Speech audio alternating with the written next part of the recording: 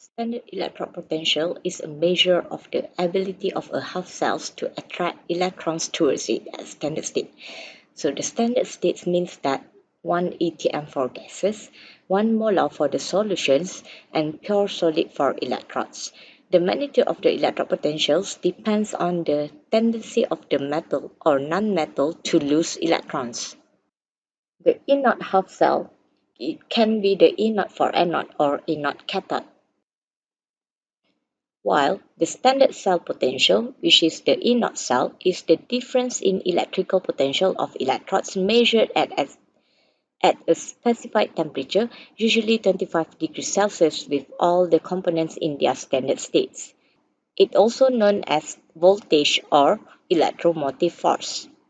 So, if we have the two half cell, which is all the components in their standard states, the reading of the voltmeter is the standard cell potential. Each half reaction is written as reduction.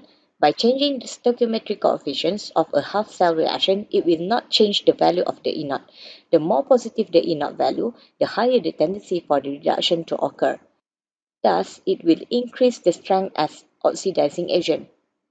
While the more negative the E0 value, the higher the tendency for oxidation to occur, and it will increase the strength as reducing agent. A standard hydrogen electrode, which is She, is an electrode that scientists use for reference to find other half-cell potential reactions. She is composed of 1 molar hydrogen ion solution containing a square piece of platinum connected to a platinum wire where the electrons can be exchanged inside a tube. During the reaction, hydrogen gas is then passed through the tube and into the solution. Platinum is used as an electrode because it is inert, which is inactive and not react much with hydrogen. The value of the standard hydrogen electrode potential is 0, which forms the basis one needs to calculate cell potentials using different electrode or different concentrations. It is important to have this common reference electrode.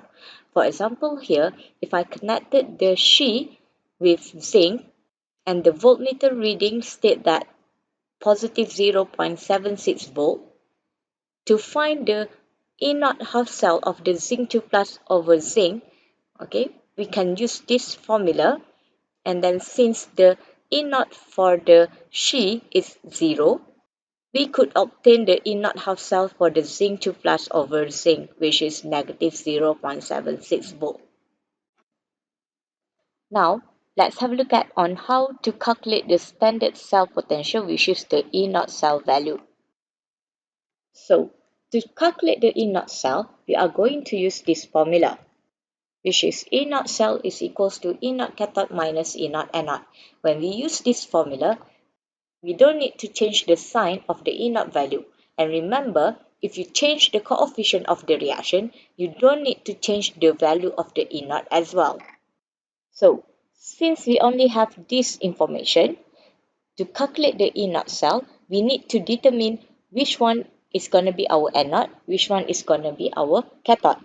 So since the E0 half cell of nickel 2 plus over nickel is more negative than E0 half cell of the copper 2 plus over copper, nickel will undergo oxidation and produce the nickel 2 plus, while copper 2 plus will undergo reduction and produce the copper atoms. So basically, nickel 2 plus over nickel is our anode and Cu2 plus over Cu is our cathode. So substitute the value and we will get positive 0.59 volt for the E0 cell value. Example 2. Now we have to calculate the standard cell potential, which is the E0 cell of the following electrochemical cell. So here, given the cell notation from the question, so when the cell notation is given, we don't need to determine the anode and cathode from the E0 half cell value. So we are going to determine the anode and cathode from the cell notation itself. So remember, the left side of the cell is our anode and the right side of the cell is our cathode. So by using the formula, since our cathode is Ag plus over Ag and our anode is CO2 plus over CO, substitute the value, we will get positive 1.08 volt. Example 3.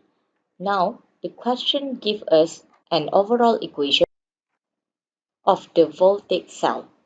So, same as example 2 just now, when the overall equation are given, we are going to determine our E0 half cell of anode and cathode from the half cell reaction. So first, we need to take out the half cell reaction. So we have bromine liquid produce the 2Br minus aqueous, okay, and zinc solid produce the zinc 2 plus aqueous. So we need to balance these two half cells by adding electron. Have a look at the overall charge of the species. So bromine here got 0 charge, and Br minus here, since we have 2 moles of Br minus, we have negative 2 charge. So to balance the charge on the both side, we need to add 2 electrons on the left side so that we have negative charge on the both side.